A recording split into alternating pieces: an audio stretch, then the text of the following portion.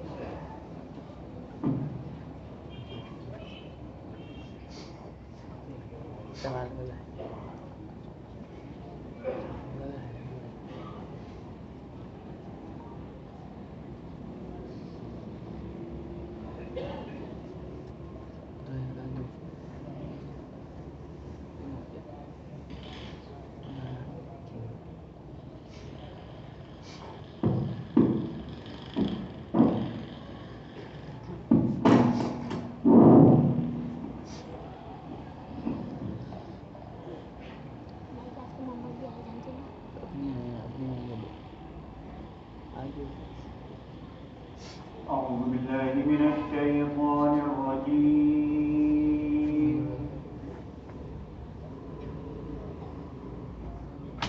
بسم الله الرحمن الرحيم.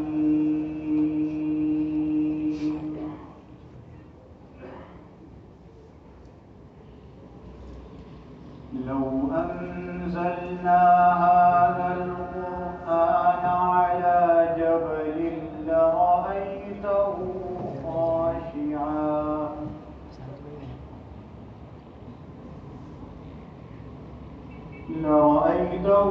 خاشعا متصدعا من خشية الله.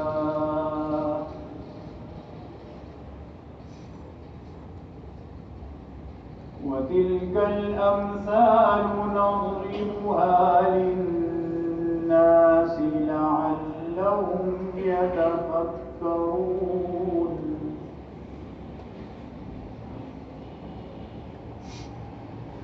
والله الذي لا إله إلا هو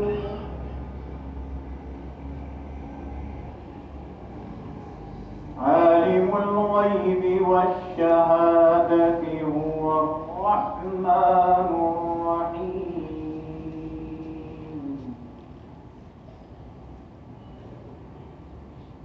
والله الذي لا إله إلا هو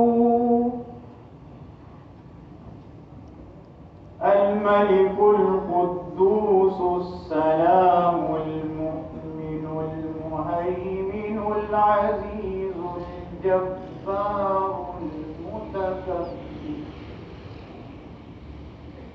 الجبار المتكبر سبحان الله عما يشركون.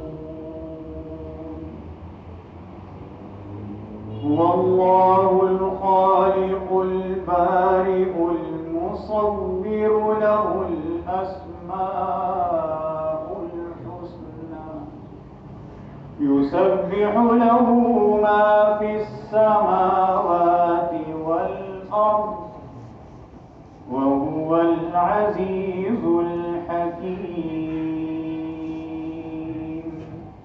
صدق الله العظيم. مجید کی تلاوت سے ختم قرآن کی تقریب کا آغاز ہو گیا ہے۔ ابھی تھوڑی دیر میں ہمارے مخدوم حضرت مولانا شفیق احمد صاحب بستوی مدظلہم تشریف لائیں گے، کیونکہ وہ بھی جمعہ پڑھاتے ہیں اور جمعہ پڑھا کے وہاں سے چلے ہیں، بس اب تشریف لانے والے ہیں۔ ترتیب اس طرح ہوگی کہ مختصر طور پر مدرسے کا تعارف پیش کیا جائے گا، اس کے بعد یہ جو بچے ہیں جن میں 6 بچے حفظ کے اور 2 بچیاں حفظ کی، 3 بچے ناظرے کے اور تقریباً 9 یا 10 بچیاں ناظرے کی ہیں، 20 یا 21 کی تعداد ہے۔ بچیاں بھی موجود ہیں۔ جب یہ آخری سبق پڑھیں گے حضرت مولانا کے سامنے تو سب آواز سے آواز ملا کر پڑھیں گے اور بچیاں بھی پڑھیں گی، اور ان کا یہ آخری سبق مکمل ہو کر ان کا قرآن مجید ختم ہو جائے گا۔ ہمارے مدرسے میں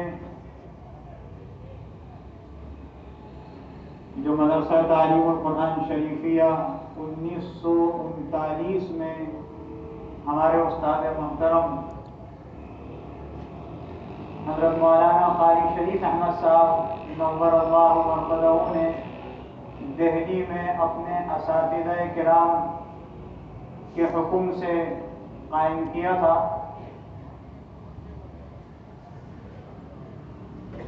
ان کے 2 اساتذہ کرام، ایک تو قرآن مجید کے حفظ کے اور ایک تجوید کے، حضرت حافظ رحمت اللہ صاحب کرانوی رحمت اللہ علیہ حفظ کے استاد تھے، اور حضرت مولانا قاری عبد المالک صاحب رحمت اللہ علیہ تجوید کے استاد تھے۔ ان دونوں کی اپنے شاگرد کے لیے نصیحت یہ تھی کہ قرآن کریم پڑھنے اور پڑھانے کا سلسلہ قائم کرو اور ہمیشہ اس کے ساتھ منسلک رہو۔ تو اساتذہ کرام کی اس نصیحت سے دہلی میں نئی سڑک کی حوض والی مسجد میں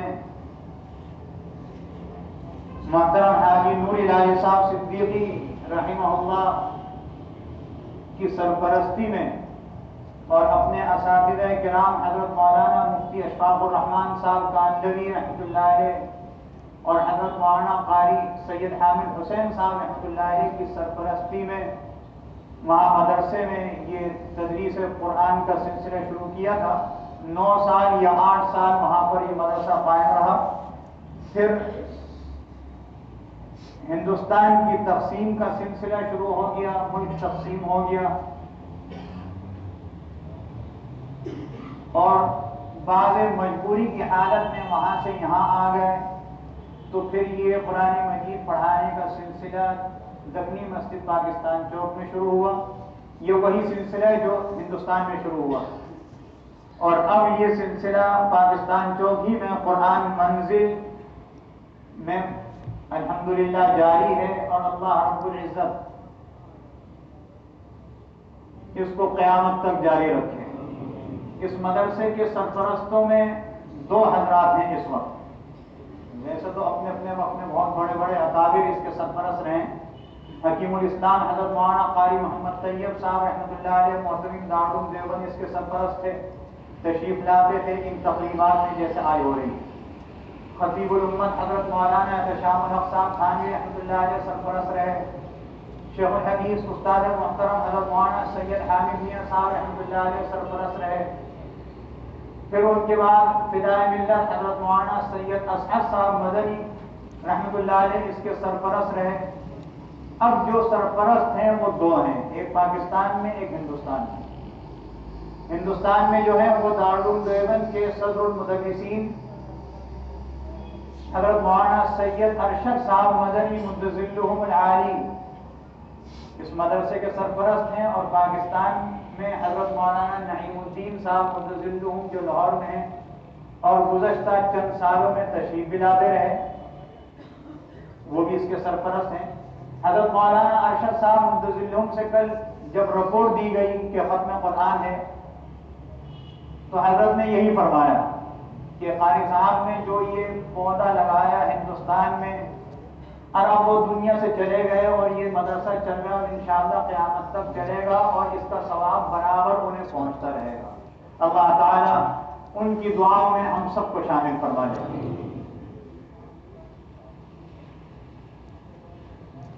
پہلے یہ طریقہ تھا کہ قرآن مجید جب ختم ہوتا تھا کسی طالب علم کا تو حضرت قاری صاحب رحمۃ اللہ علیہ بس جب سبق آیا اسی وقت پڑھا دیا اور جب وہ گھر گئے تو گھر والوں کو پتہ چلا قرآن ختم ہو گیا. 1939 سے 1968 تک یہی طریقہ تھا. 1968 میں بعض بزرگوں کے مشورے سے حضرت قاری صاحب رحمۃ اللہ علیہ نے یہ طریقہ شروع کیا کہ کسی بزرگ کو بلا کر ان کے سامنے آخری سبق بچے پڑھتے ہیں. اس طرح ان بزرگوں سے ان کو شاگردی کی نسبت بھی حاصل ہو جاتی ہے اور پھر وہ بزرگ انہیں کچھ ان کے ساتھ ساتھ ہمیں بھی کچھ نصیحتیں فرما دیتے ہیں. تو پہلی مرتبہ جو تشریف لائے وہ حکیم الاسلام حضرت مولانا قاری محمد طیب صاحب رحمۃ اللہ علیہ تشریف لائے اور پھر اور بہت سارے بزرگ اپنے اپنے وقت میں تشریف لاتے رہے. مفتی اعظم پاکستان حضرت مولانا مفتی ولی حسن صاحب رحمۃ اللہ علیہ وہ بھی تشریف لائے. وفاق المدارس علی رویہ پاکستان کے سابق صدر حضرت مولانا سلیم اللہ خان صاحب رحمۃ اللہ علیہ بھی تشریف لائے. حضرت مولانا سعید احمد صاحب جلال پوری رحمۃ اللہ علیہ بھی تشریف لائے. استاد محترم حضرت سید نفیس الحسینی شاہ صاحب رحمۃ اللہ علیہ بھی تشریف لائے. حضرت مولانا اسد مدنی صاحب رحمۃ اللہ علیہ بھی تشریف لائے اور بتیرے نام بھی اس وقت جب تک فہرست نہ دیکھیں سب یاد بھی نہیں ہے. جتنے حضرات تشریف لائے اللہ تعالیٰ ان کی قبروں کو نور سے منور فرما دے اور ایسے بھی حضرات ہیں جو تشریف لاتے رہے اور وقتاً فوقتاً تشریف لاتے ہیں اور ابھی حیات ہیں. اللہ رب العزت ان کی عمروں میں برکت عطا فرمائے. بس اب حضرت مولانا کا انتظار ہے. جیسے ہی بس تشریف لائیں گے یہ آخری سبق پڑھیں گے اور مختصر سی تقریب ہے 3:15 کے اندر انشاءاللہ یہ ختم ہو جائے گی. یہ مختصر سا تعارف ہوا اس مدرسے کا. اس وقت مدرسے میں تقریباً 9 یا 10 کے قریب اساتذہ کرام ہیں. بچیوں کا شعبہ الگ ہے, بچوں کا شعبہ الگ ہے. اس میں حفظ اور ناظرہ دونوں کلاسیں ہیں اور تقریباً 150 کے قریب یا اس سے کچھ اوپر بچے اور بچیاں تعلیم حاصل کرتے ہیں. ہمارے مدرسے کا ایک طریقہ جو ہم نے اپنے استاد سے سیکھا حضرت قاری صاحب رحمۃ اللہ علیہ سے, اس میں بھی کچھ بچے ایسے ہیں جو دوسرے مدرسوں سے پڑھتے ہوئے آئے اور بعض مدرسوں میں جو پڑھایا جاتا ہے وہ تبارک الذی کی طرف سے پڑھایا جاتا ہے اور چند سپارے پڑھ کے وہ آتے ہیں. تو حضرت قاری صاحب رحمۃ اللہ علیہ کا معمول یہ تھا کہ ان کے جو سپارے یاد ہیں وہ سن لیے جائیں اور اگر ایسے کچے ہیں کہ جو یاد ہو سکتے ہیں ان کو یاد کرا دیے جائے اور پھر الف لام میم سے شروع کرا دیا جائے. اس کی وجہ یہ ہے کہ جس استاد نے محنت کی ہے وہ محنت بھی برقرار رہے, والدین اور بچے کی محنت بھی برقرار رہے. تو جب وہ پھر الف لام میم سے شروع کراتے ہیں آخر سے 8 سپارے 7 سپارے وہ بھی ہوتے ہیں اور جب وہاں پہنچتے ہیں قرآن مجید مکمل ہو جاتا ہے.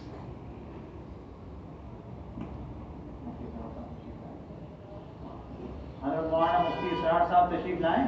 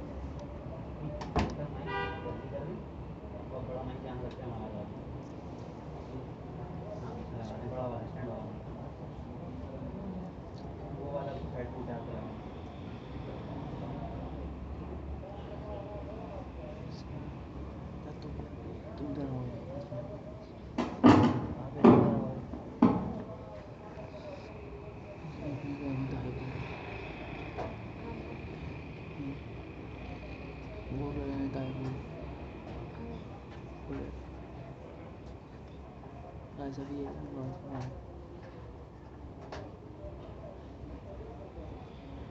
آگے آنے والی ہے.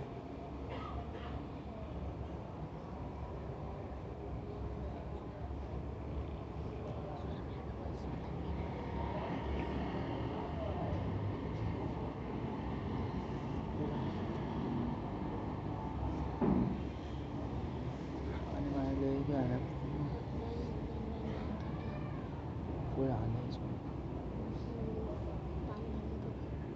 نہیں بجے بازی ہیں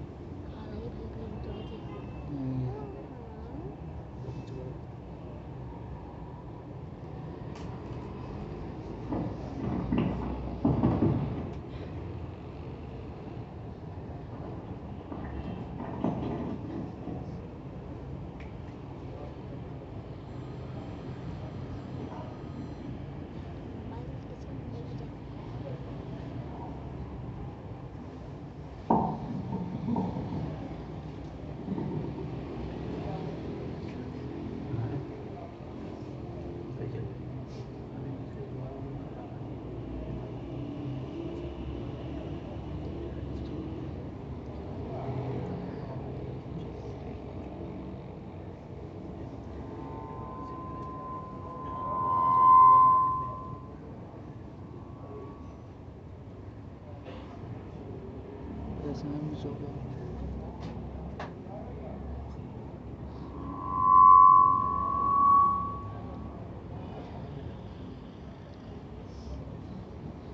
تو بول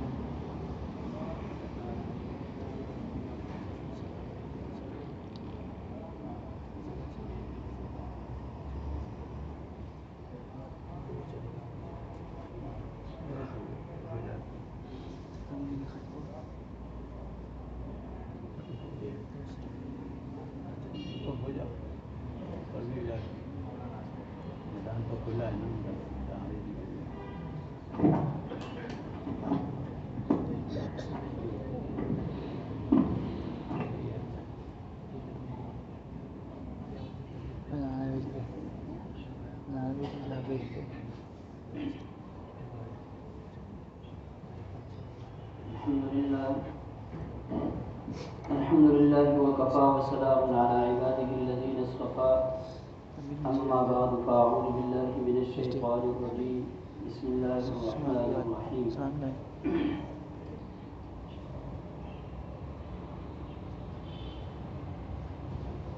ألف لام ميم ذلك الكتاب لا ريب فيه هدى للمتقين الذين يؤمنون بالغيب ويقيمون الصلاة ومما رزقناهم ينفقون. میرے محترم دوستو، اللہ رب العزت نے ہمیں جو دنیا میں بھیجا ہے، اللہ رب العزت نے ہمیں مختلف قسم کے انعامات دیے. جو انعامات اللہ رب العزت نے ہمیں دی ہے، اگر ان انعامات کا ہم گننا شروع کریں تو ہم اس کو گن نہیں سکتے. اور ان انعامات کا اندازہ جو ابھی ہمارے پاس ہے، اللہ تعالیٰ نے ہمیں عطا کی ہے، ہمیں نہیں ہے. ان کا اندازہ ان لوگوں کے پاس ہے کہ جن کے پاس یہ انعامات اللہ رب العزت نے ان کو دی نہیں تھی، یا دی تھی اللہ رب العزت نے پھر واپس چھین لی. تو پھر اللہ رب العزت نے جو ہمیں انعامات دی ہے، قرآن مجید میں بھی ہمیں اللہ رب العزت نے بتا دیا، وَإِن كُنتُمْ تَعُدُّونَ اللَّهَ وَإِن تَعُدُّوا نِعْمَةَ اللَّهِ لَا تُحْصُوهَا. اگر آپ ان انعامات کو گننا اور شمار کرنا شروع کریں تو آپ اس کو گن نہیں سکتے. تو اللہ رب العزت نے ہمیں مختلف قسم کے انعامات دیے، ہاتھ دیے صحیح سلامت، پاؤں دیے صحیح سلامت. تو ان کا سوال بھی ایک دن ایسا آنے والا ہے کہ ان کا سوال بھی ہم سے ہوگا کہ اللہ رب العزت نے پاؤں صحیح سلامت دیے تو ہم نے پاؤں کہاں پہ استعمال کر لیے. اسی طریقے سے آنکھیں صحیح سلامت دیے تو ہم نے آنکھ کو کہاں استعمال کیا. آیا ہم نے اسی جگہ پہ استعمال کیا جہاں پر اللہ رب العزت کا حکم تھا، نبی کریم صلی اللہ علیہ وسلم کا امر تھا دیکھنے کا، یا آیا ہم نے ان مقامات پہ استعمال کیا کہ جہاں پر ہمیں اللہ رب العزت نے قرآن کریم میں منع کیا تھا، اور نبی کریم صلی اللہ علیہ وسلم نے حدیث مبارکہ میں ہمیں منع فرمایا تھا کہ آپ نے اس आम को इस जगह पर इस्तेमाल नहीं किया और हमने वही भी कर दिया, तो लाजिम सी बात है कि जब हमने नाफरमानी कर ली तो इसका फिर हमें जवाब भी देना होगा। तो इस दुनिया में अल्लाह रब्बुल इज़्ज़त ने जब हमें भेजा है और दुनिया में भेजकर हर किस्म के इनामात हमें अल्लाह रब्बुल इज़्ज़त ने दी है, तो हमें और आपको चाहिए कि हम इन इनामात के ऊपर अल्लाह ताला का शुक्र अदा करें। और लाजिम सी बात है कि जब अल्लाह रब्बुल इज़्ज़त ने इनामात दी है, दुनिया के एतबार से अगर कोई इंसान किसी दूसरे इंसान के साथ अच्छाई करता है तो इंसान उनके साथ उनका शुक्रिया अदा करता है, इसलिए कि उसने उनके साथ एहसान कर दिया। तो रब्बी करीम ने हमारे ऊपर कितना एहसान कर दिया, कितने इनामात अल्लाह रब्बुल इज़्ज़त ने हमें दी है, तो हमें भी चाहिए कि हम इन एहसानात का अल्लाह रब्बुल इज़्ज़त का जितना शुक्रिया अदा करें वो कम। अल्लाह रब्बुल इज़्ज़त का शुक्रिया अदा करते रहें। इसी जगह कुरान मजीद में दूसरी जगह आता है, लइन शकरतुम लअज़ीदन्नकुम व लइन कफरतुम इन्न अज़ाबी लशदीद। अगर आप इन इनामात के ऊपर आप शुक्रिया अदा करते रहें तो अल्लाह रब्बुल इज़्ज़त मजीद जो है इनको बढ़ाता रहेगा। लेकिन अगर आपको जो इनामात दी गई है और इन इनामात का आप शुक्रिया अदा नहीं करेंगे तो फिर अल्लाह रब्बुल इज़्ज़त इन इनामात को वापस भी ले लेगा, और जब वापस ले लेगा तो फिर इंसान अफसोस करेगा, लेकिन फिर कुछ भी हाथ में नहीं आएगा। तो अल्लाह रब्बुल इज़्ज़त ने जो हमें इनामात दी है, तो उन इनामात को अगर हम अपने जिस्म में देख लें, जिस्म के अंदर जो जो इनामात हमें अल्लाह रब्बुल इज़्ज़त ने दिए हैं, हाथ पाँव अल्लाह रब्बुल इज़्ज़त ने हमें सलामत दिए हैं, तो इनका हमें अंदाज़ा उस वक्त होगा कि जो बंदा हमारे साथ ऐसा मिले कि जिनके पास जो है हाथ नहीं है, अल्लाह रब्बुल इज़्ज़त ने दी या दिए था अल्लाह रब्बुल इज़्ज़त ने ये नेमत हो, लेकिन अल्लाह रब्बुल इज़्ज़त ने उसे छीन लिया। बहुत सारे वाक़यात ऐसे आते हैं, हाथ पाँव से सही सलामत है, नेमत है अल्लाह ने दी, लेकिन बाद मरतबा ऐसा हो जाता है, कहीं एक्सीडेंट हो गया, कोई मसला हो गया, कहीं गिर गया, हाथ पाँव जो है बिल्कुल टूट गया। बाद मरतबा ऐसा होता है, ऐसे बीमारी लग जाती है, हाथ के ऊपर लग गया, पाँव के ऊपर लग गया, तो फिर उस हाथ या पाँव को जो है कटवाना पड़ता है। तो ये अल्लाह ताला की नेमत है और हमने इसका शुक्रिया अदा नहीं कर दिया, अल्लाह रब्बुल इज़्ज़त ने हमसे छीन लिया। तो इसी तरीके से आँखें, ये भी अल्लाह रब्बुल इज़्ज़त की नेमत है हमारे पास। इस आँखों की बिनाई, बाज़ मरतबा ऐसा होता है इंसान की आँख तो है, जाहिर से नज़र आ रहा है कि बिल्कुल ये सही सलामत है, लेकिन उसके अंदर बिनाई नहीं। तो ये आँख अल्लाह रब्बुल इज़्ज़त ने दे दिया, इसके अंदर बिनाई की जो नेमत है ये भी अल्लाह रब्बुल इज़्ज़त ने हमें दे दिया। इससे हम देख सकते हैं, इससे हमें अपना रास्ता देख सकते हैं, जा सकते हैं, ये रास्ता है, अगर यहाँ से जाओगे तो इधर खड़ा है, नीचे गिर जाएगा, अगर यहाँ से जाओगे तो सीधा आपका सीधा रास्ता है, कहीं ना कहीं आप जो है आपका जो मंजिल होगा वहाँ पे पहुँच जाओगे। लेकिन इस आँख का अगर हमने शुक्रिया अदा नहीं कर दिया और इस नेमत का हमने सही इस्तेमाल नहीं किया, तो कल को अल्लाह रब्बुल इज़्ज़त ने अगर हमसे ये नेमत छीन ली और फिर बाद में हमें अफसोस के अलावा बाकी कुछ भी नहीं रहेगा। इसलिए कि आँख की नेमत जो हमारे पास थी उस वक्त हमने इसका शुक्रिया अदा नहीं कर दिया, उनके नेमतों का शुक्रिया अदा नहीं किया, और जब ये नेमत छीन ली गई और हमसे ख़त्म हो गई तो फिर उस वक्त ये होता है कि फिर इंसान अफसोस करता है, लेकिन अफसोस के सिवा कुछ भी नहीं होता है।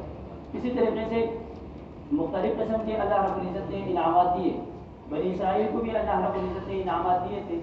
एक उनमें से एक ये भी था कि अल्लाह रब्बुल इज़्ज़त ने 3 बंदे थे, 3 के मुख्तलिफ़ किस्म के अमराज थे, अल्लाह रब्बुल इज़्ज़त ने उनको वो इनामात दे दिया और वो बीमारियाँ मुख्तलिफ़ किस्म की जो थे अल्लाह रब्बुल इज़्ज़त ने वो सही कर दिए।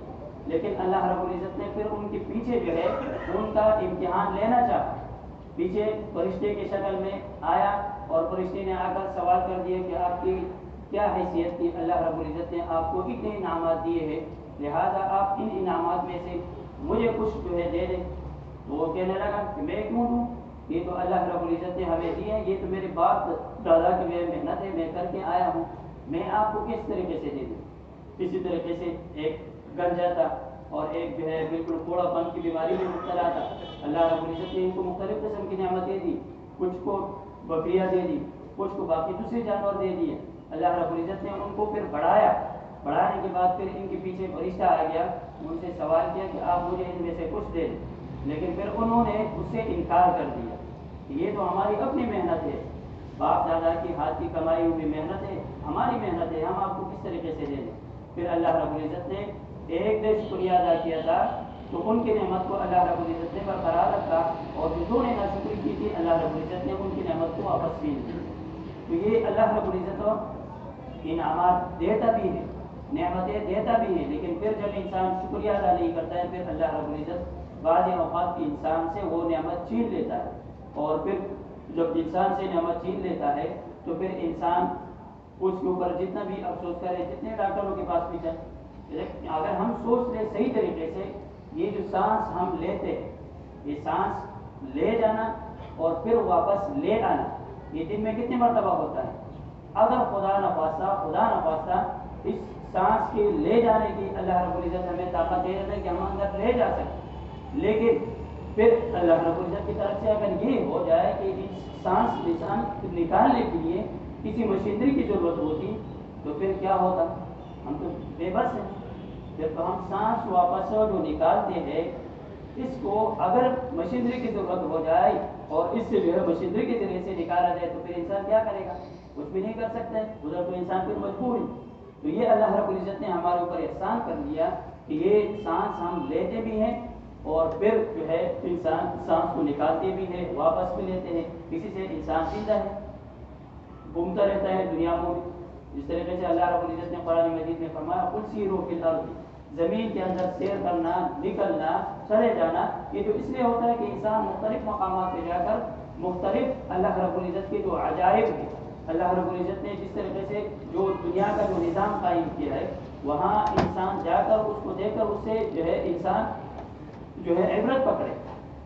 اس لیے اللہ رب العزت نے جو قرآن مجید میں بار بار فرماتے ہیں ان فی خلق السماوات والارض واختلاف اللیل والنہار، دن کو پیدا کرنا، پھر رات کو پیدا کرنا، دن کو بڑھا دینا، رات کو چھوٹی کر دینا، رات کو بڑھا دینا، دن کو جو ہے چھوٹا کر دینا، یہ سارے کے سارے کام اللہ رب العزت کو کرتے ہیں۔ یہ اس لیے کہ انسان اس کے اندر غور فکر کرے کہ اس نظام کو چلانے والا کوئی ہے، یہ نظام اس طریقے سے نہیں ہے کہ خود بخود چلا رہا ہے، اس کا کوئی چلانے والا ہے، اس نظام کو کوئی چلا رہا ہے۔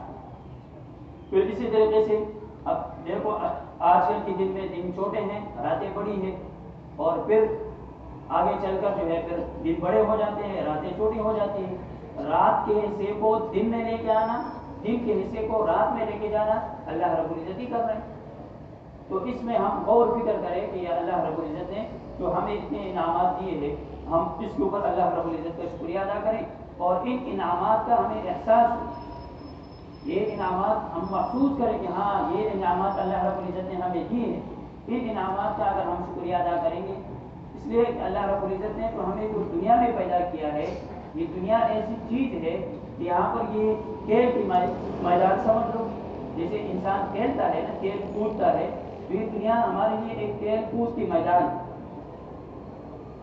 یا اسی طریقے سے کہ انسان جب کھیتی باڑی کرتا ہے، فصل جو ہے جب وہ زمین میں اگاتا ہے اور پھر وہ اگ کے آ جاتا ہے، ایک وقت آ جاتا ہے، پھر وہ اس کو جو ہے کاٹ لیتا ہے اور اس کو ختم کر لیتا ہے۔ تو اسی طریقے سے یہ دنیا میں ہم آ کر امتحان گاہ میں بیٹھے ہوئے، ہر ایک انسان امتحان حال میں بیٹھے ہوئے، امتحان حال میں جو انسان ہوتا ہے وہ تو یہ کہتا ہے کہ میں جو ہے پرچہ صحیح طریقے سے لکھ لوں تاکہ میرا جو ہے نمبرات اچھے کے اچھے نمبرات آ جائیں۔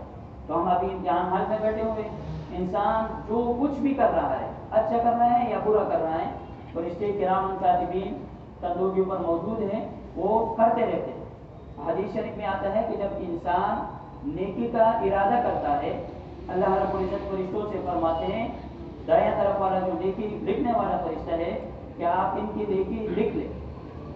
ارادہ کرتا ہے، ارادے کے اوپر نیکی لکھی جاتی ہے، اور جب وہ انسان اس نیکی کو کر لیتا ہے، اس نیک عمل کو کر لیتا ہے، تو اس کے اوپر پھر 10 نیکیاں لکھی جاتی ہیں۔ اور جو انسان برائی کرتا ہے، برائی کا ارادہ رکھتا ہے، تو بائیں طرف والا جو فرشتہ ہے ان سے کہا جاتا ہے کہ آپ اس کو تحریر نہ کریں، لکھ کے نہیں، صبر کریں۔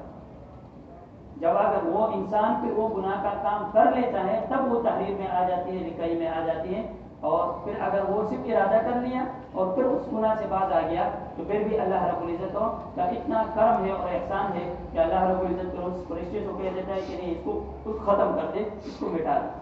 تو یہ ہمارے لیے اللہ رب العزت نے کتنا انعام کیا ہمارے اوپر۔